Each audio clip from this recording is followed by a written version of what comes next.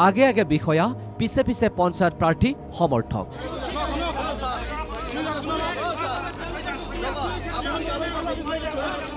বিষয়াৰ বিৰুদ্ধে পক্ষপাতিত্বৰ অভিযোগ বিষয়াৰ পৰা উত্তৰ বিচাৰিলে ৰাইজে পিছে বিষয়া নিমা ৰাইজৰ প্ৰশ্নৰ উত্তৰ নিদি কাৰ্যালয়ত সোমালগৈ বিষয়াজন ৰাইজৰ অভিযোগ জাগিৰোডৰ পালিগুৰি পঞ্চায়তৰ একাংশ প্ৰাৰ্থীৰ ক্ষেত্ৰত পক্ষপাতিত্ব কৰিছে পংকজ মেধি নামৰ বিষয়াজনে মনোনয়ন পত্ৰ পৰীক্ষা কৰি একাংশৰ ভুল শুধৰাইছে আন একাংশই এৰি যোৱা চহীটো কৰিবলৈ দিয়া নাই মই পালিগুৰি পঞ্চায়তৰ 4 নং ওয়াৰ্ডৰ পৰা সদস্য পদৰ পৰা প্ৰাৰ্থিত্ব কৰিছিলো মোৰ এগেইনষ্টত আছিল অনিতা দাস মণ্ডল তেখেতও কৰিছে ময়ো কৰিছো 9 তাৰিখে আমি মনোনয়ন দিয়াৰ সময়ত আমাৰ যিজন নিৰক্ষক বিষয়া ছাৰ আছে তেওঁ কৈছে ঠিক আছে তোমালোকৰ সব ওকে আছে আৰু কিবা ভুল থাকিলে আমি মাতিম 12 তাৰিখে মাতিম 12 তাৰিখে ভুলখিনি তোমালোকে শুধৰাই দিব পাৰিবা কিন্তু আমি যেতিয়া 12 তাৰিখে আহিলো 12 তাৰিখে আহাৰ পিছত ছাৰে ক'লে যে তোমাৰ সহি নাই অনিতা দাস মণ্ডলৰ সহি আছে কিন্তু মোৰ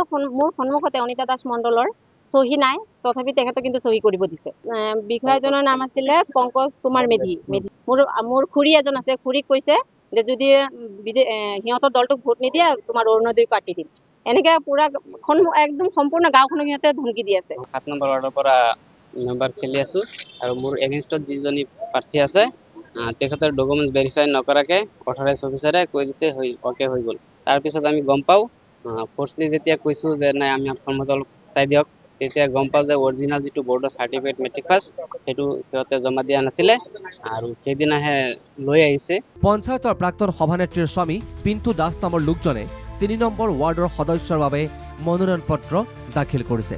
আন সকল প্ৰাৰ্থীক ভয় ভাবুকি দি নিৰ্বাচনৰ পৰা আঁতৰি যাবলৈ কৈছে মোৰ ওয়াইফ 3 নম্বৰ ওয়াৰ্ড পালিগুৰি পঞ্চায়তৰ পৰা থিয় হৈছে তো মই মনোনয়ন পত্ৰ দেওয়াৰ আগতে মোৰ এগনেষ্ট পাৰ্টি যিজন আছে পিন্টু দাস তেওঁ মোৰ ঘৰত গৈ তেওঁৰ দাদা তেওঁৰ লগৰীয়া এটা লৰাই মোক এনেকৈ ভাবুকি দিছে প্ৰথমতে বুজাইছে তেওঁ যে তুমি খেলিব নালাগে তুমি বহি যোৱা মোৰ দাদাটো অলপ পাছত আকৌ তেওঁ আহিছে আহি মোক কৈছে যে তোমাৰ কিমান টকা লাগে লোৱা লৈ তুমি বহি যোৱা খেলিব নালাগে একাংশ প্ৰাৰ্থীৰ ভাবুকিত জাগিৰোড সমজিলা বিষয়াৰ পক্ষপাতিত্বৰ অভিযোগক লৈ উত্তপ্ত হৈ পৰিছে জাগিৰোড